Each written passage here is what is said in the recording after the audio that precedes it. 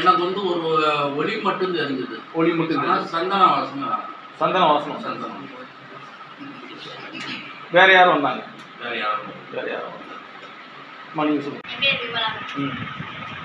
திருப்தியா இருந்துச்சு. திருப்தியா இருந்துச்சு.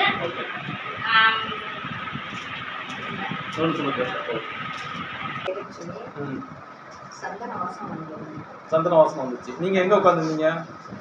இங்க உட்காந்துருந்தீங்க. அந்த பக்கம் அவங்க சந்தன வாசம் வந்துச்சுன்னாங்க. இதுக்கு இடையில எத்தனை பேர் உட்காந்தாங்க? 3-4 பேர் உட்காந்தாங்களா? அவங்கள தாண்டி அவங்களுக்கும் சந்தன வாசம் வந்துச்சு. வேற என்ன வந்தாங்க? வேற யாரும் வந்தாங்க? என்னமா? முருகர் வேனோட வந்தாரா? சரி. இப்போ முருகர் ஒருத்தர் வேலோட வராது அப்படின்னா எதுக்காக வரணும்? நீங்க என்ன பிரார்த்தனை வச்சிருக்கீங்க முருகன் கோயில்ல? இல்ல இல்ல, நீங்க பிரார்த்தனைனா இங்க வரதுக்கு முன்னாடி வேண்டுதல்லாம் வச்சிருப்பீங்கல்ல. முருகருக்கு நான் இதை செய்யறேன் அதை செய்யறேன், நான் நடந்து வரேன், ஏதாவது வேண்டுதல் வச்சிருந்தீங்க அப்படின்னா அவர் வேலோட வருவார். நீங்க எதுவும் வேண்டுதல் வச்சிருக்கீங்களா? சரி.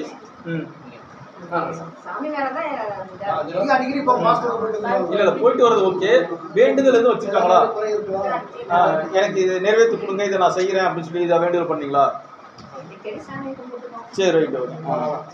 அம்மா நீங்க சொல்லுங்க. புருஷோத்தமன். எனக்கு அந்த 3வது முத்திரையை போயும் 5வது முத்திரை சிவலிங்க முத்திரையை பண்ணும்போது நல்ல வாசனை, ஜவ்வாது வாசனை வந்து சிவக்கண் முத்திரை. நல்ல வாசனை வந்து ஏதோ உயரமா நிக்கிற மாதிரியே இருக்கு. சுத்தி யாருமே இல்லாத மாதிரி உயரமா இருக்கிற மாதிரி. நீங்க உயரமா நிக்கிற மாதிரி இருந்துச்சா அல்லது நீங்க உயரமா நிக்கிற? நல்லா உயரமா, இதெல்லாம் ஸ்பேஸ்ல ஃப்ரீயா வேற இடத்துல எங்கேயோ நிக்கிற மாதிரி இருக்கிற மாதிரி இருக்கு. எல்லாம் தள்ளி தள்ளி உட்காந்துருக்க மாதிரி இருக்கு. பக்கம் தான் உட்காந்துருக்கோம். நான் தள்ளி தள்ளி உட்காந்துருக்க மாதிரி இருக்கு. அப்புறம் குலதெய்வத்தை வேணுங்க சொன்னாங்க. வேற ஏதாவது பேசுனாங்களா? ஏதாவது சொன்னாங்களா? பேசல. வந்து காட்சி மட்டும் கொடுத்தாங்க. பிளஸிங் பண்ண மாதிரி. பிளஸிங் பண்ண மாதிரி.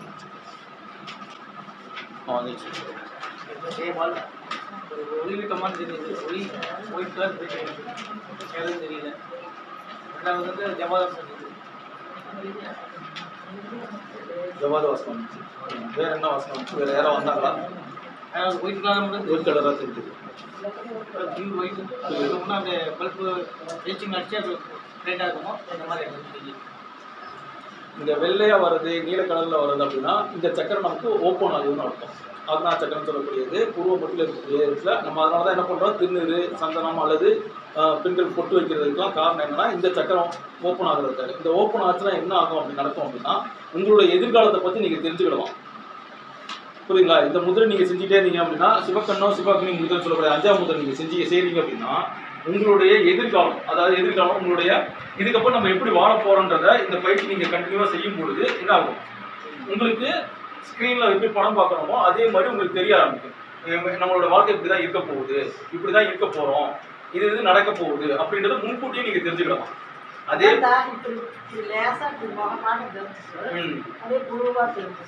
அதுக்கு அடுத்ததான் என்ன ஆகும்னா உங்களுடைய முற்பிறவை பற்றியும் இதை பற்றி தெரிஞ்சுக்கலாம். இந்த சக்கரம் உங்களுக்கு ஓப்பன் ஆச்சு அப்படின்னா முற்பிறவில நீங்கள் என்னவா இருந்தீங்க, யாரா இருந்தீங்க, என்னெல்லாம் பாவப்புண்ணியம் பண்ணீங்க, அதன் அடிப்படையில் இப்போ எப்படி பிறந்திருக்கோம் அப்படின்ற விஷயத்தையும் நீங்கள் தெரிஞ்சுக்கலாம். அப்படி தெரிஞ்சுக்கும் போது என்ன ஆகும், இப்போ போன பிறகு நம்ம வாழ்ந்தமா பிறந்தமா இப்போ தெரியாது இல்லைங்களா? ஆனால் இந்த முதிரை மூலியமா நம்ம என்ன பண்ணலாம், நம்ம தெரிஞ்சுக்கலாம்.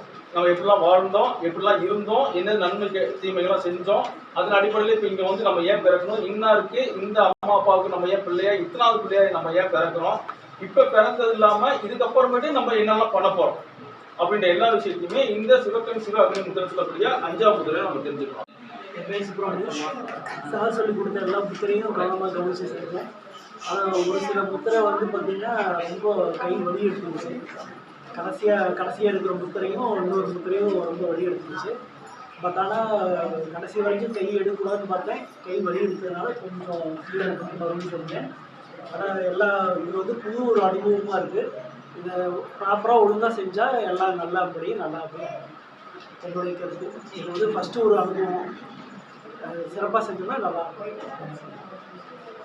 ஜெயஸ்ரீ 5th முத்ரா பண்ணுறப்போ கொஞ்சம் இருந்துச்சு, கையில் வச்சுச்சு. அப்புறம் 6th கொஞ்சம் பண்ணேன், பாதிலே கீழே இறக்கிட்டேன். என்னோடய ஸ்மெல் வந்து ஜாஸ்மின் ஸ்மெல் வந்து வந்துச்சு. 2-3 டைம் வந்துச்சு. எந்த முதிரையில் வந்துச்சுமா ஜாஸ்மின் ஸ்மெல்? 5th அப்புறம் தேர்டில் வந்துச்சு கொஞ்சம். மைல்டாக வந்துட்டு போயிடுச்சு. வந்துட்டு போயிடுச்சு. வேறு யாரும் வந்தாங்களா? வேறு யாரும் தெரியல. ஜெயலட்சுமி, எனக்கு வந்து சாண்டல் ஸ்மெல் அடிச்சது. ஒரு பெக்யூலராக டிஃப்ரெண்ட்டாக அது ஒரு சாயில் ஸ்மெல் அடித்த மாதிரி இருந்துச்சு. அது என்னன்னு தெரியல. அப்புறம் எனக்கு எங்கள் அப்பா தாத்தாலாம் விஷுவலைஸ் பண்ண முடிஞ்சுது. ஈவன் எங்கள் ஹஸ்பண்டோட தாத்தாவை பார்த்தது கிடையாது, அவரோட ஃபேஸும் விஷுவலைஸ் பண்ணுற மாதிரி இருந்துச்சு.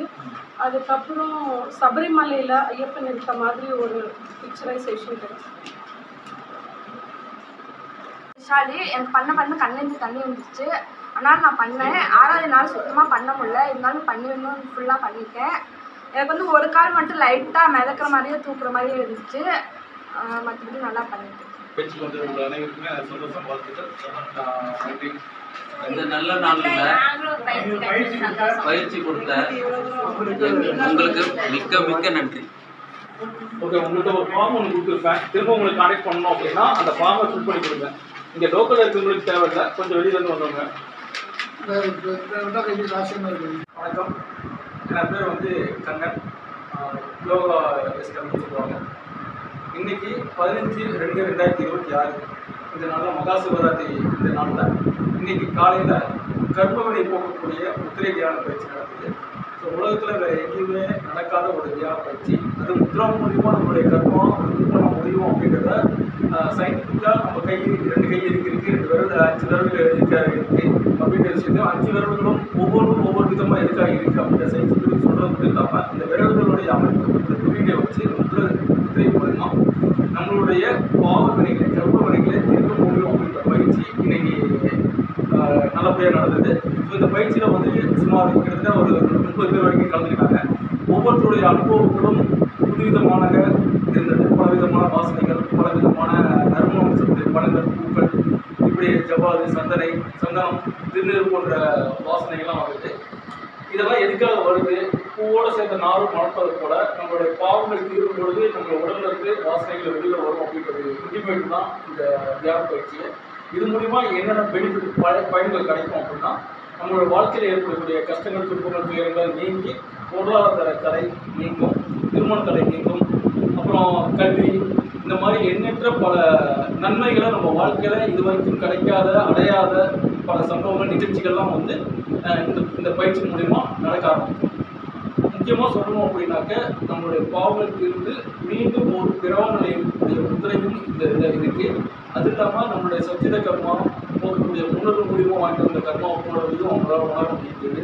அதே போல் பிராப்த கர்மா அப்படின்றது நம்மளோட 3 வயசுலேருந்து, அதாவது தானாக எடுத்து சாப்பிட ஆரம்பித்த காலத்துலேருந்து இன்னைக்கு வரைக்கும் நம்ம செய்த பாவங்கள் அதெல்லாம் தீர்த்து நம்மளுடைய எதிர்காலத்தில் எப்படி சந்தோஷமாக, ஆரோக்கியமாக, நிம்மதியாக வாழணும் அப்படின்றத பல மகான்களும் பல தெய்வங்களும் உள்ள வந்து காட்சி கொடுத்து அவங்களுக்கு வந்து ப்ளஸிங் கொடுத்து அவங்களை ஆசீர்வதிச்சதும் அவங்களோட எதிர்காலமும் நல்லா இருக்கிற மாதிரி ஒரு ப்ளஸிங் வாங்கினாங்க. ஸோ இந்த மாதிரி ஒரு பயிற்சி உலகத்துலேயும் வேறு எங்கேயும் நடக்காது.